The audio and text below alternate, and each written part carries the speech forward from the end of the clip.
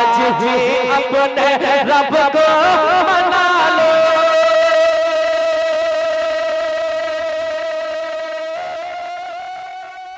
الحمدللہ الذی زین النبیین بحبیبہ المصطفیٰ ومن علی المؤمنین بنبیہ المجتبیٰ الصلاة والسلام علی سیدنا ومولانا محمد خیر الورى وعلى آلہ واصحابہ المتأدبین بالتقوی اما بعد فاعوذ باللہ السمیع العلیم من الشیطان اللعین الرجیم بسم اللہ الرحمن الرحیم وما خلقت الجن والانس الا لیعبدون صدق اللہ مولانا العظیم ان اللہ وملائکتہ یصلون علی النبی یا ایہا الذین آمنوا صلوا علیہ وسلموا تسلیما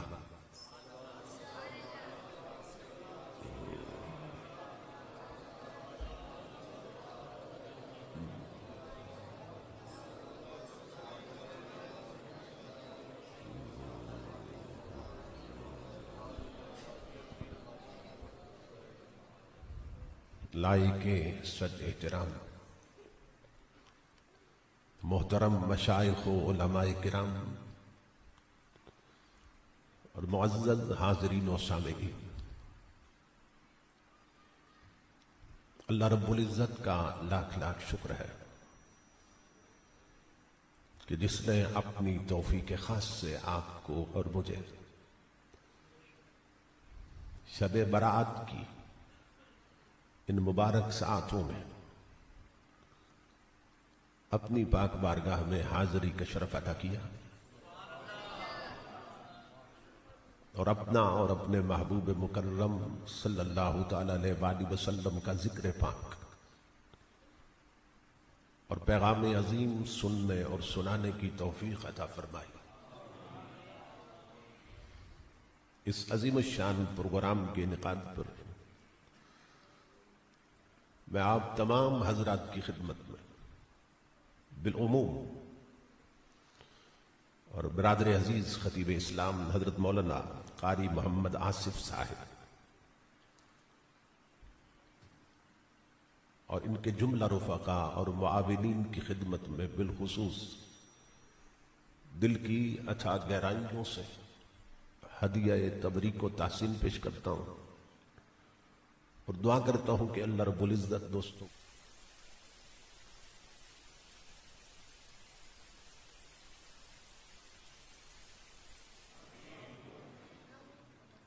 میں برادر عزیز محترم رخسار احمد صاحب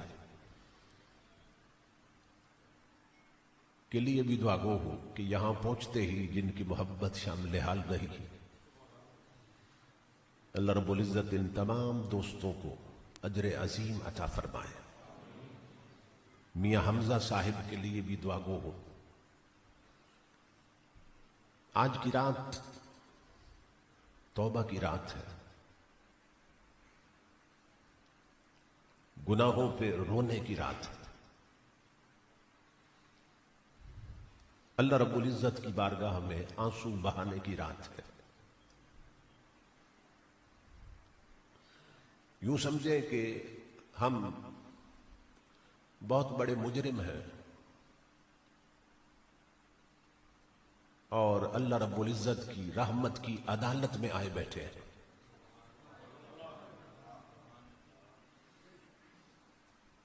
آج کی رات میں اس کے کرم کے اور رحمتوں کے 300 دروازے کھل جاتے ہیں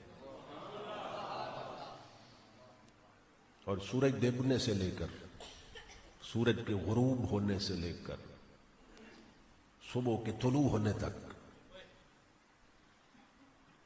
وہ ہر وقت اپنے بندوں کو پکار رہا ہے کہ ہے کوئی گناہوں پہ توبہ کرنے والا،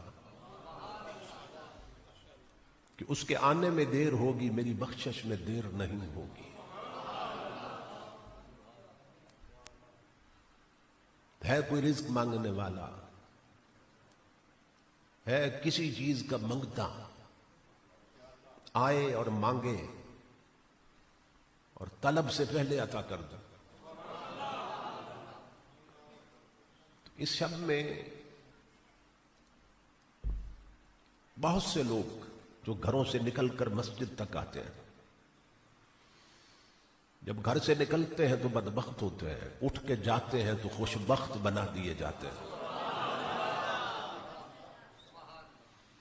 گھروں سے نکلتے ہیں تو جہنمی ہوتے ہیں، یہاں بیٹھ کر اٹھنے سے پہلے جنتی بنا دیے جاتے ہیں۔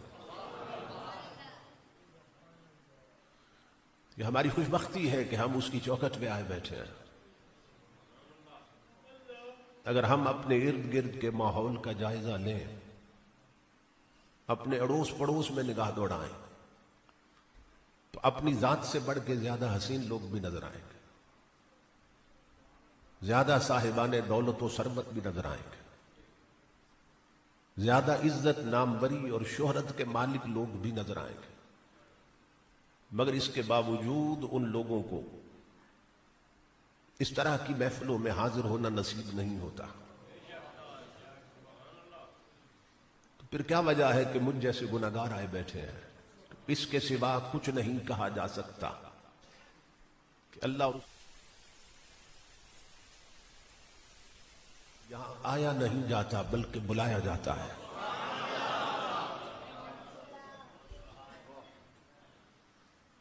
آیا نہیں جاتا بلکہ بلایا جاتا ہے۔ آپ دیکھ سکتے ہیں مجلس میں بہت سے لوگ ہیں جو بہت دور سے آئے بیٹھے ہیں، اور کئی ایسے ہیں جو قریب رہ کے نہیں آئے۔ بہت سے غریب آئے بیٹھے ہیں مگر امیر نہیں آئے۔ بزام خیش بہت سے پڑھے لکھے نہیں آئے مگر ان پڑھ آئے بیٹھے ہیں۔ کئی بڑی عمر کے نہیں آئے مگر بچے آئے بیٹھے ہیں۔ اب حال یہ بن گیا کہ وہ بڑے نہ آ کے چھوٹے ہو گئے، یہ چھوٹے آ کے بڑے ہو گئے۔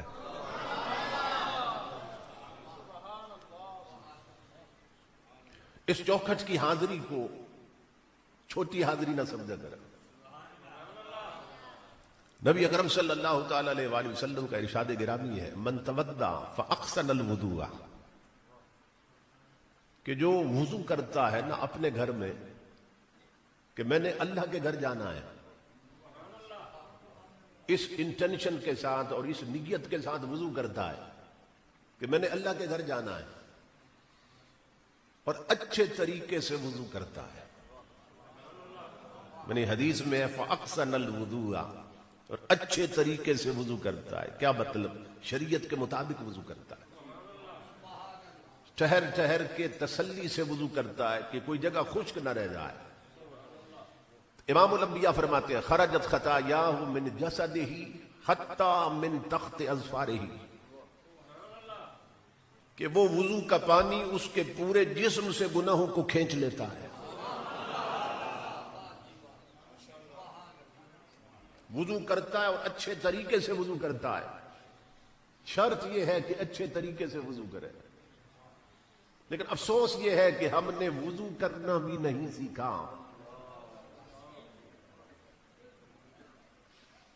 بہت سے پڑھے لکھے لوگ، ان سے میں نے پوچھا یہ بتاؤ کہ وضو میں گلے کا مسح کرتے ہیں یا گردن کا؟ تو نہیں بتا سکتے۔ شرط یہ ہے اجر اسے ملے گا جس نے اچھے طریقے سے وضو کیا، اور سنت سے بہتر طریقہ نہیں ہو سکتا۔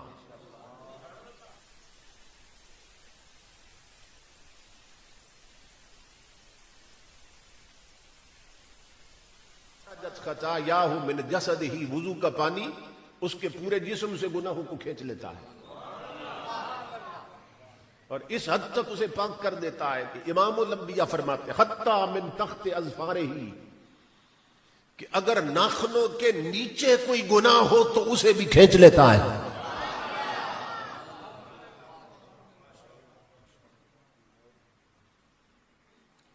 اگر ہمیں وضو کا صحیح طریقہ معلوم ہو جائے تو ہمارے جسم کے گناہ ہی ختم ہو جائیں۔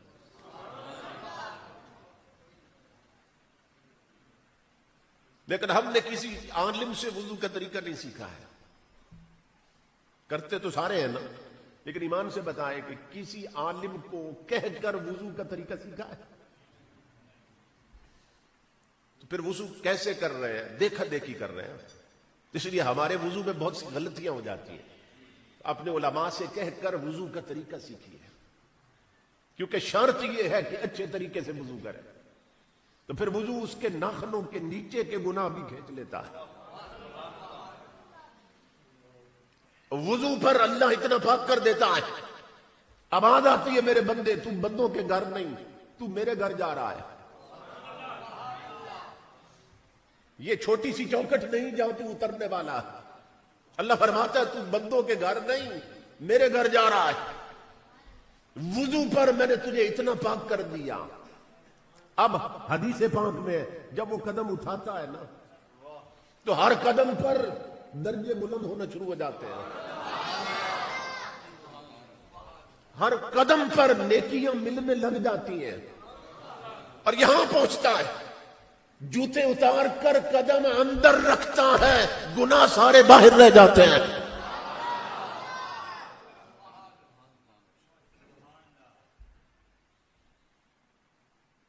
تو اس چوکھٹ پہ اترنے کو چھوٹا نہ سمجھو، ہمیں معلوم نہیں کتنی بڑی ذات کی دہلیز پہ آئے بیٹھے ہیں، چوکھٹ پہ آئے بیٹھے ہیں، اور یہاں انسان جب پہنچ جاتا ہے، امام الانبیاء کے غلاموں آج سارے آئے بیٹھے ہیں نا، تو یہ ذہن میں رکھیے کہ یہ جو رات ہے اور آگے رمضان شریف میں جو تاک راتیں آنے والی ہیں، مسجد میں 3 قسم کے بندے بیٹھے ہوتے ہیں۔ ابھی تو سب خطاب سن رہے ہیں نا، لیکن آج ساری رات جاگنا ہے۔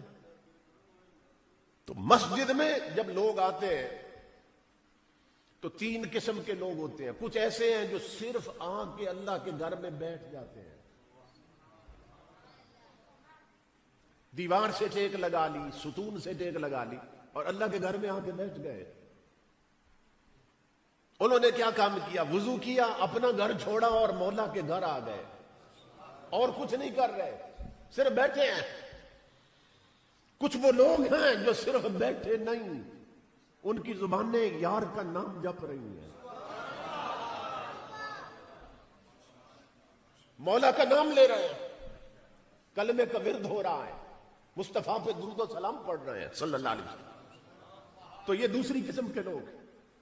اور تیسری قسم کے لوگ وہ آئے تھے وضو کر کے، مسواک کر کے، غسل کر کے، خوشبو لگا کے آئے تھے، اور آتے ہی نفلوں پہ نفل پڑھتے جا رہے ہیں، کبھی قیام میں ہے، کبھی رکوع میں ہے، کبھی سجدے میں۔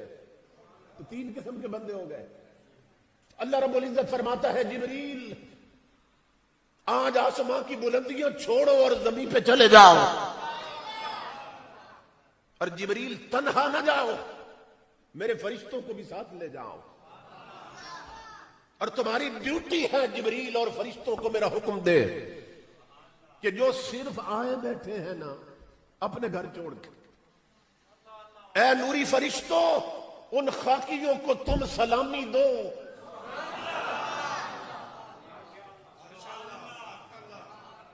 جو صرف اپنا گھر چھوڑ کر میرے گھر آئے بیٹھے ہیں۔ یہ دوسروں کے گھروں میں جائیں انہیں عزت نہ ملے، یہاں بھی عزت نہ ملے، تو میری دہلیز پہ اترنے کا فائدہ کیا ہے؟ اللہ رب العزت فرماتا ہے نوریو ان خاکیوں کو سلامی دو جو اپنے گھر چھوڑ کر میرے گھر آئے بیٹھے ہیں، بے شک کچھ نہیں کر رہے مگر آئے تو بیٹھے ہیں تو مہمان۔ اے نوریو انہیں سلامی دو۔ جبریل عرض کرتا ہے مولا میرے لیے کیا حکم ہے؟ آواز آتی ہے جو کچھ پڑھ رہے ہیں जिबरील उन्हें तुम सलामी दो। नूरी फरिश्ते आ जाते हैं, जिबरील अमीन आ जाते हैं, हर मस्जिद का चक्कर लगाते हैं। जो बैठे हैं उन्हें फरिश्ते सलामी देते हैं, जो कुछ पढ़ रहे हैं उन्हें जिबरील सलामी देते हैं। जिबरील अर्ज करते हैं मौला एक तीसरी किस्म भी है, जो कयाम में है, जो रकू में है, सजदों पे सजदे कर रहे हैं, उनका क्या करे? इमाम अल-अंबिया के गुलामों, रब के घर आने वालों, अल्लाह की रहमत देखो।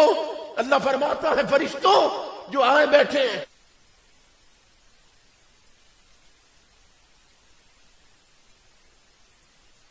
उन्हें उनका रब सलामी देता है।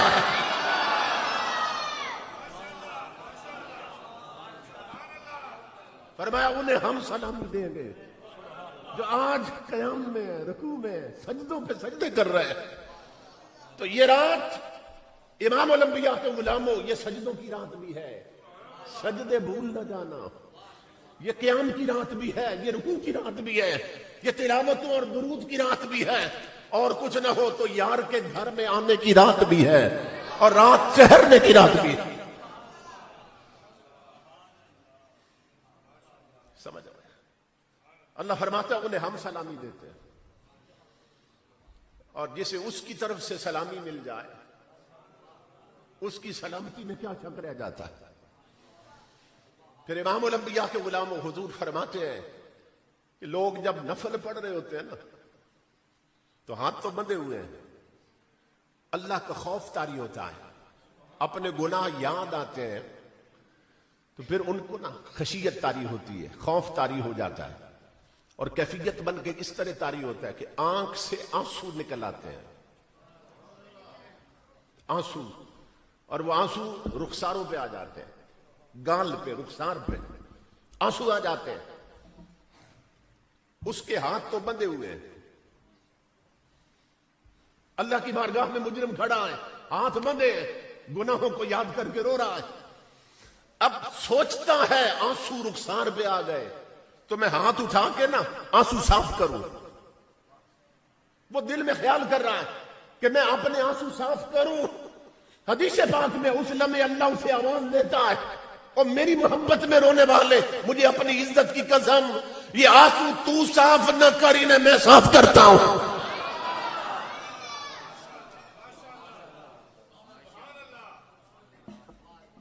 समझ रहे हैं? इसलिए इन आंखों को रोना सिखाओ। हर वक्त का हंसना तुम्हें बर्बाद न कर दे, तन्हाई के लम्हों में कभी रो भी लिया कर। तो वो आंसू पोंछना चाहता है, साफ करना चाहता है, आवाज आती है इन्हें तू साफ न कर, इन्हें आज हम साफ करेंगे। और इस मुकाम पर अल्लामा इकबाल कहता है कि मोती समझ के शान करीमी ने चुन लिए। कलंदर लाहौरी भी कहां कहां बोला है। इकबाल कहता है मोती समझ के शान करीमी ने चुन लिए, कतरे जो थे मेरे अरके इनफियाल के। इकबाल कहता है जब मैं गुनाहों पे रोया ना और शर्मिंदा हुआ, तो पलकों से नीचे गिरे तो आंसू थे, मौला की रहमत ने उठाए तो हीरे और मोती बन गए थे।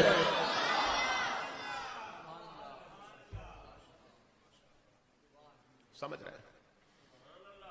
तो ये रात रोने की रात है, सच्ची तौबा की रात। इसलिए कि हम पर अज़ाब इलाही के कोड़े बरस रहे हैं, मगर आंख नहीं खुल रही है। आज सच्ची तौबा करो, अपनी जिंदगी बदल लो, अपनी जिंदगी को बदल लो और हुजूर की शरीयत के सांचे में डाल लो। एक और हदीस पाक में है कि कल क़यामत के दिन इमामुल अंबिया की उम्मत जहां इकट्ठी होगी ना, जहन्नुम अपनी हद से निकलकर वो महसूस करेंगे कि हमारी तरफ बढ़ती आ रही है, कि जहन्नुम आ रही है अपने पूरे अजाब के साथ। तो कई नमाजी अपनी नमाजों का वास्ता देंगे, लेकिन वो बढ़ती आ रही होगी। कई रोजेदार रोजों का वास्ता देंगे, हाजी अपने हज्जों का वास्ता देंगे, मगर वो बढ़ती आ रही होगी, महसूस करेंगे बढ़ती आ रही है। और वो समझ जाएंगे कि अब नहीं बच सकते, कि अचानक जिब्राइल अमीन تاجدار انبیاء کی بارگاہ میں ایک پیالہ پیش کریں گے، پانی کا پیالہ، اور جبرائیل امین عرض کریں گے اللہ کے رسول یہ جو جہنم آ رہی ہے نا، بڑھتی آ رہی امت کی طرف، یہ پانی اس پہ پھینکیے۔ تو امام الانبیاء فرماتے ہیں میں پانی پھینکوں گا تو جہاں آگ ہوگی وہاں پھول کھل اٹھیں گے، جہاں جہنم ہوگی وہاں جنت نظر آنے لگ جائے گی۔ تو لوگ حیران ہو کے قدموں پہ گریں گے حضور کے، آقا یہ آگ ہماری نمازیں نہ بجھا سکی، روزوں کے واسطے نہ بجھا سکے، حجوں کے واسطے نہ بجھا سکے، یہ پیالے میں چند قطرے تھے پانی کے، انہوں نے آگ کا وجود مٹا دیا۔ یہ کیا تھا؟ اللہ فرمائے گا میرے حبیب انہیں بتا، یہ گناہگاروں کے وہ آنسو تھے جو میری محبت میں نکلے تھے۔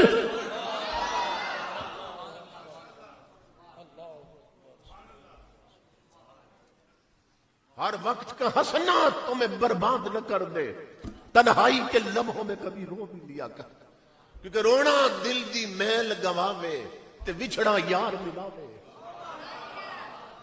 رونا دل دی میل گواوے تے وچھڑا یار ملاوے، اور قسم خدا دی روون والا کدی نہ خالی جاوے۔ رونا سیکھو، ہماری آنکھیں رونا بھول گئی، ہم اتنا ہنسے کہ رونا بھول گئے۔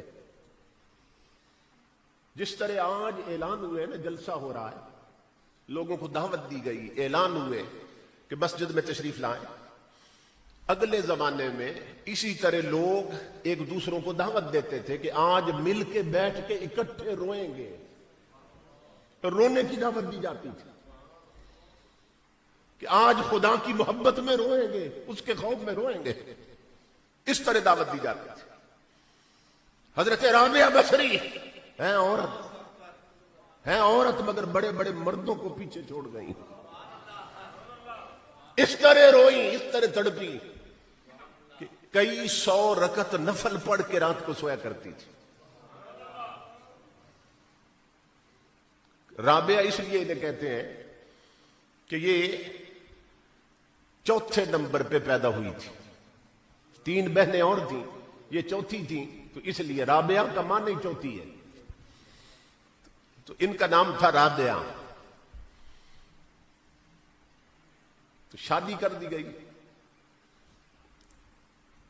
خامد نے دیکھا کہ رابعہ ہر رات غسل کرتی ہے، وضو کرتی ہے، اور آ کے مجھے کہتی ہے کہ میرے سرتاج میرے لیے کوئی حکم ہے تو اسے پورا کرو۔ خامد کہتا ہے میں کہتا ہوں نہیں، آرام کرو، تو پھر یہ کنڈی لگا کے کمرے میں گھس جاتی ہے، یہ کیا کرتی رہتی ہے؟ خامد نے ایک دن ٹو لگائی، جب آواز سنی نا دروازے کے ساتھ کان لگا کے، تو رابعہ رو رہی تھی، مولا تیری بے نیازیوں کے قربان جاؤں، جسم ایک بنایا اور مالک 2 بنا دیے۔ خامد بھی میرا مالک ہے، تو بھی میرا مالک حقیقی ہے، بتا اس کی مانوں یا تجھے مناؤں؟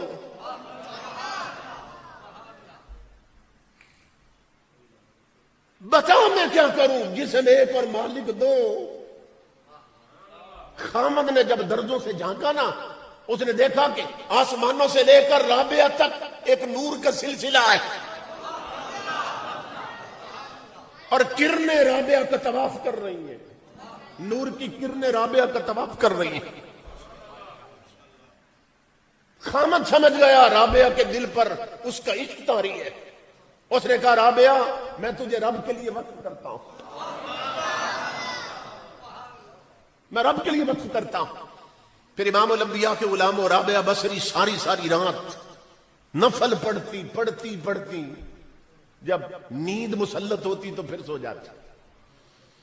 تو 500 رکعت نفل بھی علماء نے بیان کیے کہ دن رات میں 500 رکعت نفل پڑھتی تھی مختلف وقتوں میں، رات کو پھر سو جاتی۔ تو ایک رات سو گئی تو گھر میں چور گھس آیا، رابعہ بصری سو رہی تھی، چور گھس آیا، تو جب اندر آیا نا تو اندر اتر کے دیوار سے پریشان ہوا دیکھ کر کے ایک لوٹا پانی کا بھرا تھا، دو چار ٹاکیوں والے سوٹ پڑے تھے. رابعہ سو رہی ہے اور ایک مسلح پڑا ہے. بڑا پریشان ہوا کہ میری آج رات ضائع ہو گئی. اللہ والے ایسے ہوتے تھے. آج اللہ والوں کے گھر جاؤ تو ٹی وی نکلے گا, وی سی آر نکلے گا, چھتوں پہ ڈشیں نکلیں گی. یہ اللہ کی ولیاں ہیں, گھر میں اور کچھ نہیں, صرف رب کا نام ہے. اور 500 رکعت نفل پڑھ کے سو گئی ہے. امام الانبیاء کے غلاموں, چور پریشان ہوا, اس کا مطلب آج رات ضائع ہو گئی. پھر دیکھا نا ادھر ادھر, بھائی کپڑے کچھ پڑے ہیں, تو لالچ تو ہوتا ہے, تو کہنے لگا چلو آج یہی لے چلتا ہوں.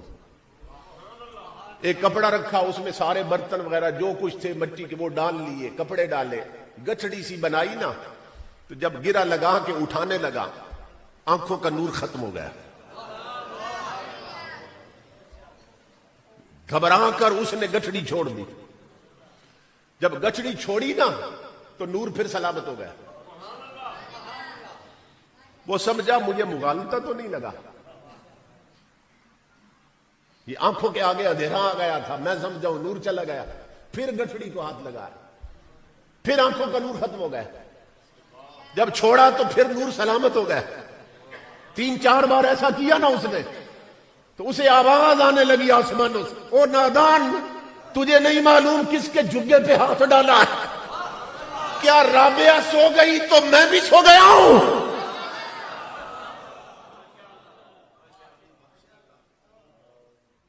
تجھے نہیں معلوم, وہ رو رو کے سوئی ہے, وہ نفل پڑھ کے سوئی ہے, وہ سجدے کر کے سوئی ہے. تو کیا سمجھتا ہے رابعہ سو گئی تو میں بھی سو گیا؟ آسمانوں سے آواز آئی, مجھے اپنی عزت کی قسم, جب سے رابعہ میری بنی ہے وہ اس کے قریب شیطان نہیں گیا, تو کیا کر سکتا ہے؟ اب اسے سمجھ آئی کہ اللہ کی ولیہ کے جھگے پہ ہاتھ ڈالا ہے. گٹھڑی وہیں چھوڑی, دروازے کی طرف جا رہا تھا کہ کنڈی کھول کے میں نکل جاتا ہوں. جب دروازے کے قریب پہنچا تو حضرت رابعہ بصری نے نہ کروٹ بدلی اور پیچھے آواز دی, فرمایا او بیٹا, وہ خالی آیا تھا, خالی کیوں جاتا ہے؟ ولی تو پھر لجپال ہوتے ہیں. کہا خالی آیا تھا, خالی کیوں جاتا ہے؟ پیچھے مڑ کے دیکھا, اچھا جان گئی ہو. کہتا تیرے گھر میں تھا کیا جو لے جاؤں؟ کہتا یہاں تھا کیا جو لے جاؤں؟ رابعہ بصری اٹھ کے بیٹھ گئی, فرمایا ادھر آ, وہ میرے گھر میں تو کچھ نہیں, لیکن میں تجھے آج ایسا دروازہ دکھا دیتی ہوں جہاں سے جو مانگو گے ملتا رہے گا.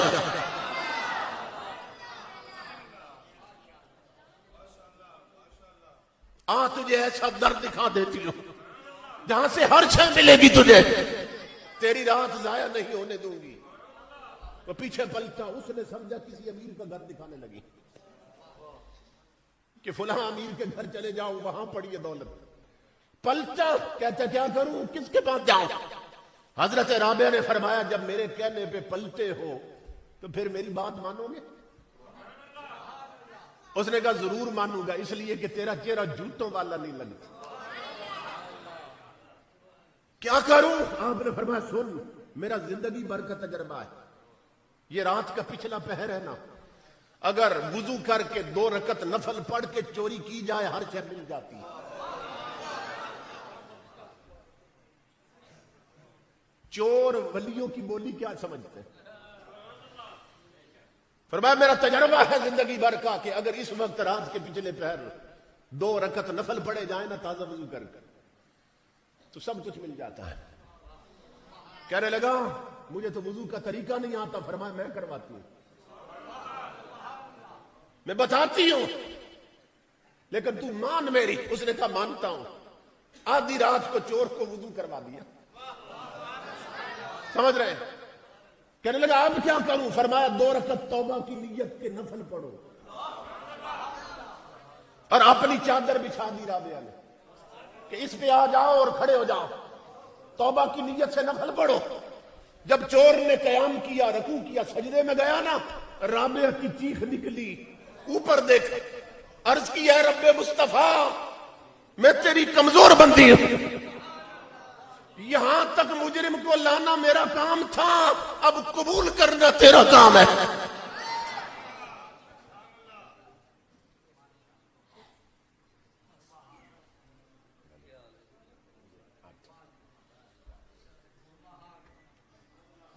حضرت رابعہ کی چیخ نکلی، عرض کی میرے مولا جو میں کر سکتی تھی میں نے کر دیا. آدھی رات کو مجرم تیرے دروازے پہ جھکا دیا، اب جو تو کر سکتا ہے تو بھی تو کر. تو غیب سے آواز آئی، رابعہ اپنے آنسو صاف کر لے. ہمیں اپنی عزت کی قسم، جب تیرے بھرے ہوئے پانی کے ساتھ یہ منہ دھو رہا تھا، میں آب کوثر کے ساتھ اس کا دل دھو رہا تھا.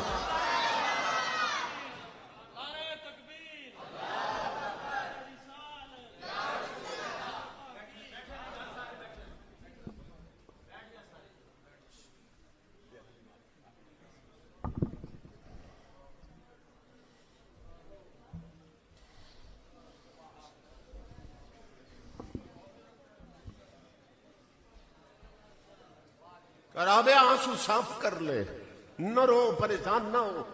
تیرے بھرے ہوئے پانی کے ساتھ جب یہ منہ دھو رہا تھا، میں آب کوثر کے ساتھ اس کا دل دھو رہا تھا. اور رابعہ خوشخبری سن لے، یہ جھکنے سے پہلے چور تھا، اٹھنے سے پہلے ولی بنا دوں گا.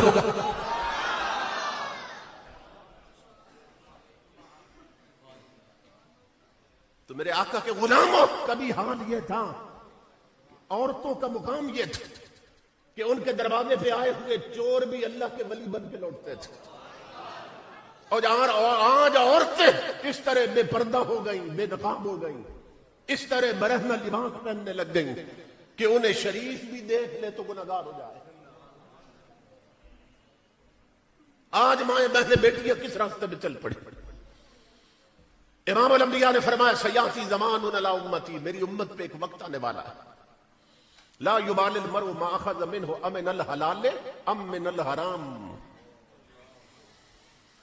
حضور فرماتے ہیں میری امت پہ وقت آنے والا کیا کہ ہوگا میرا امتی، نسبت دے گا میری ذات کے ساتھ، مگر اسے پرواہ ہی نہیں ہوگی حلال کر رہا ہے کہ حرام کر رہا ہے. حلال اور حرام کی تمیز ختم ہو جائے گی. تو ہم اسی دور میں ہیں کہ حلال اور حرام کی تمیز ختم ہو چکی. کان حرام سن رہے ہیں، آنکھیں حرام دیکھ رہی ہیں، ہاتھ حرام پکڑ رہے ہیں، پاؤں بے غیرتی کی اڈوں کی طرف جا رہے ہیں، دل برائیوں کو سوچ رہے ہیں، اندر سے باہر تک ہم گناہوں میں ملوث ہو گئے اور لت پت ہو گئے. یہ رات، یہ گناہوں کے ختم ہونے کی رات، یہ توبہ کی رات ہے، سچی توبہ کی رات ہے. آج جھک جاؤ، اگلے سال معلوم نہیں کون ہو اور کون نہ رہے. غنیمت جان لو مل بیٹھنے کو، جدائی کی گھڑی سر پہ کھڑی ہے. یہ رات آنسو بہانے کی رات، اس سے پہلے کہ وہ آنسو روئیں کہ جن کے بارے میں حضور نے فرمایا معراج کی رات جب میرے رب نے مجھے جہنم دکھائی نا، تو رأیت اکثر اہلہا الاغنیاء، اور ایک روایت میں رأیت اکثر اہلہا النساء، کہ میں نے اپنی امت کے امیروں کی اکثریت جہنم میں جلتے دیکھی. فرمایا میں نے اپنی امت کی عورتوں کی اکثریت، یہ دوسری حدیث، اپنی امت کی عورتوں کی اکثریت میں نے جہنم میں جلتے ہوئے دیکھی.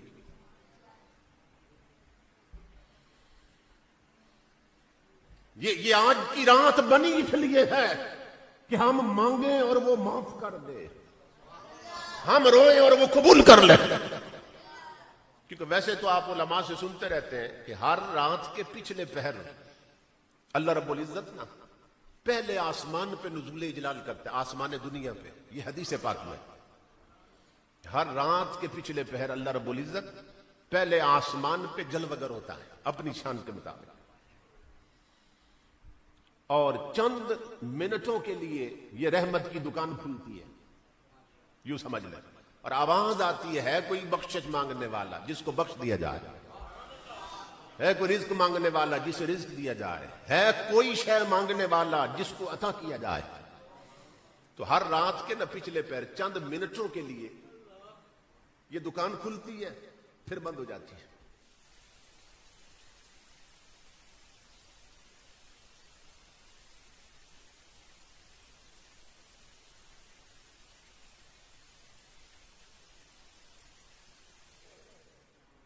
نیک اٹھ گئے, تہجد گزار اٹھ گئے, پرہیزگار اٹھ گئے. جن کی جولیاں پہلے بھری تھی انہوں نے اور بھر لی. وہ ذات دیکھتی ہے جن کے لیے دکان کھلی تھی وہ تو آئے نہیں, وہ پچھلے پہر اٹھ نہیں سکتے, انہیں غفلت اٹھنے نہیں دیتے. اب مقابلہ تھا گناہگاروں کی غفلت کا اس کی رحمت کے ساتھ.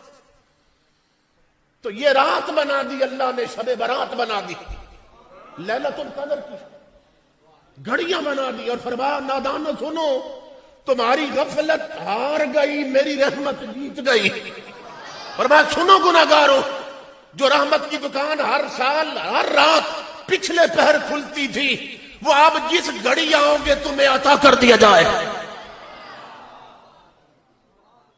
تو یہ جو آج کی رات ہے اس میں وقت کی قید ہی اٹھا دی گئی. آج سورج ڈوبا ہے نا, صبح سورج نکلنے تک وہ ہر گھڑی آواز دے رہا ہے, ہر سیکنڈ میں آواز دے رہا ہے, آؤ تمہارے آنے میں دیر ہوگی, میری عطا میں دیر نہیں ہوگی. اس لیے امام الانبیاء کے غلاموں, چوکھٹ کی طرف آؤ, اس دہلیز کی طرف آؤ.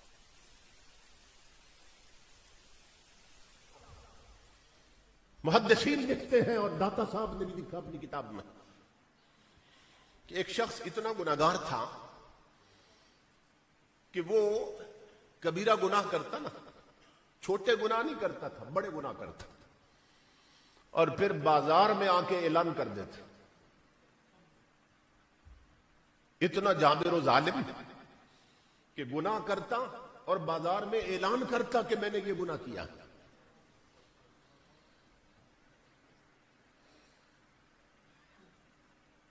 ستر بار اس نے کبیرہ گناہ کیا, اور 70 بار یہ اعلان کیا اس نے بازار میں.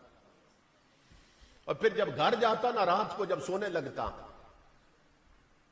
تو چراغ گل کرتا نا, تو پھر قبر کی تاریکی یاد آتی, تو پھر سر پہ ہاتھ رکھ کے عرض کرتا مولا معاف کر دے, پھر گناہ نہیں کروں گا, تیری قسم کھاتا ہوں, معاف کر دے, پھر گناہ نہیں کروں گا. صبح اٹھتا پھر گناہ کر لیتا, پھر بازار میں اعلان کرتا. 70 بار توبہ کی اس نے, اور 70 بار ہی توبہ توڑ دی اس نے. جب 17ویں بار اس نے توبہ توڑی نا اور جرم کیا, تو گھر میں کونے میں بیٹھ کے سوچ رہا تھا کہ جھوٹ کی بھی کوئی حد ہوتی ہے.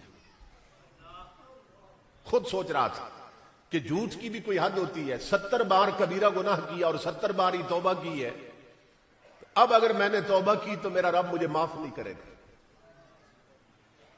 گناہ بھی چھوٹے نہیں کیے, بڑے کیے, اور 70 بار توبہ کی اور قسم کھائی اس کے نام کی کہ پھر نہیں کروں گا, اور پھر کر لیا. تو اب اتنی بار میں نے توبہ توڑی ہے, میرا رب معاف نہیں کرے گا. داتا صاحب لکھتے ہیں جب یہ سوچا نا کہ توبہ کی بھی کوئی حد ہے, اتنی بار توبہ توڑی, اس وقت غیب سے میرے رب کی آواز آئی, او گناہگار, اور یہ حد بھی تو نے لگائی ہے, میں نے نہیں لگائی ہے.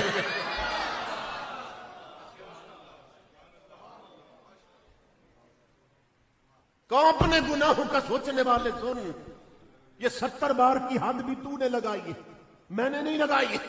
تو آواز آئی, مجھے اپنی عزت کی قسم, اب بھی اٹھ کے آ, میری رحمتیں تیرا استقبال کریں گی.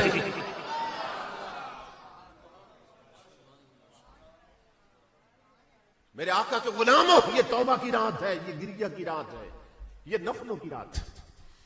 اور کچھ نہ بھی کر سکو نا, تو جو قرآن پاک پڑھنا جانتے ہیں وہ آج کی رات صرف 3 بار سورہ یاسین کی تلاوت کر لیں. سمجھ رہے, اتنا کر لیں.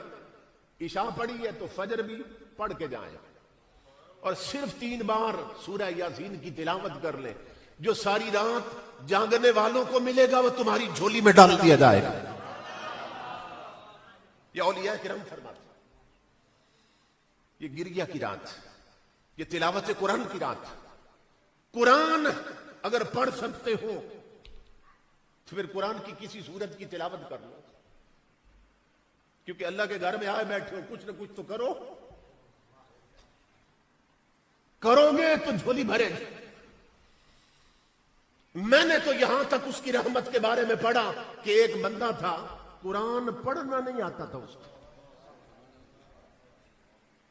مسجد میں نماز پڑھتا تھا تو جب نمازی نکل جاتے نا تو وہ دروازے بند کر لیتا اور اکیلا مسجد میں رہ جاتا.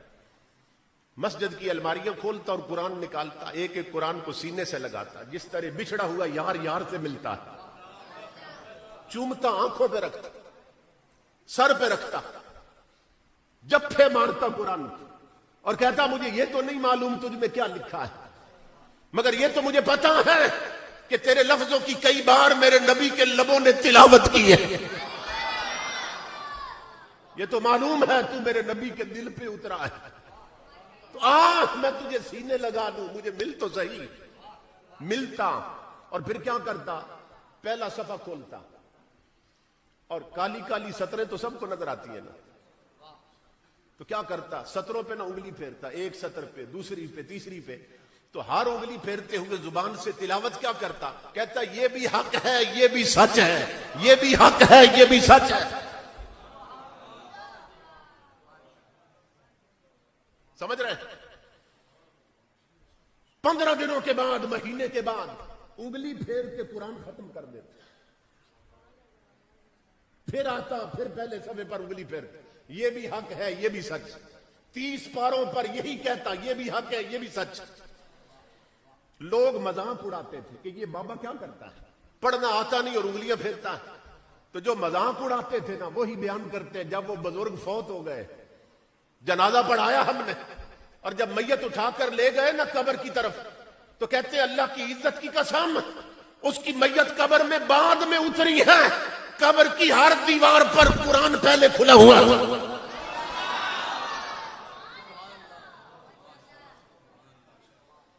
ہر دیوار پر خدا کا قرآن چمک رہا تھا. یاری لگاؤ، یہ لکھا ہوتا ہے نا ٹرکوں پہ، صنم بے وفا، لکھا ہوتا ہے سجن بے وفا. بزرگ فرماتے ہیں کہ یہ بے وفا دنیا ادھر کیوں محبت کرتا ہے؟ آ اس مدینے والے کی محبت پکڑ اور تاجدار کائنات کی محبت سینے میں بسا، جو ایسا محبوب ہے ہاتھ پکڑ لے نہ قبر میں چھوڑتا ہے نہ حشر میں چھوڑتا ہے.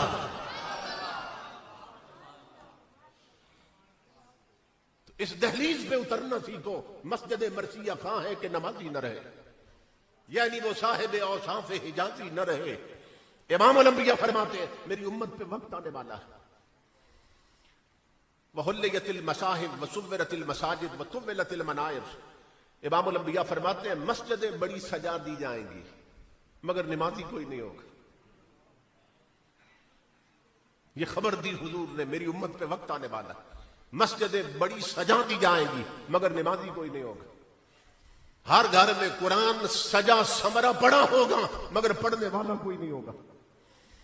اور امام الانبیاء نے تیسرے نمبر پہ علامت بیان کی، مسجدوں کے مینارے بڑے اونچے کر دیے جائیں گے. مینار بڑے اونچے کر دیے جائیں گے مگر مینارے جتنے اونچے ہوں گے لوگوں کے اخلاق اتنے ہی گھٹیا ہو جائیں گے، لوگ اتنے ہی پست ہو جائیں گے. تو یہ گریہ کی رات ہے، یہ رونے دھونے کی رات ہے، یہ نفلوں کی رات ہے، یہ قیام اور رکوع اور سجدوں کی رات ہے. تو میں مبارکباد دیتا ہوں اپنے بھائیوں کو کہ جنہوں نے اس پروگرام کا اہتمام کیا. مجھے بے حد خوشی ہو رہی ہے مسجد کی خوبصورتی دیکھ کر، لیکن حقیقت میں اللہ کی بارگاہ میں مسجد نمازیوں سے سجتی ہے، مسجد تلاوت کرنے والوں سے سجتی ہے. مسجد اس وقت سجتی ہے جب داتا کی بارگاہ میں منگتوں کے ہاتھ اونچے ہوتے ہیں، اس وقت مسجدیں سجتی ہیں. اللہ رب العزت سب کی حاضری کو قبول فرمائے. علماء مشائخ تشریف لائے، اللہ سب کا آنا قبول کرے اور ہم سب کو حضور صلی اللہ علیہ وسلم کا عملاً غلام بنائے. وما علینا الا البلاغ.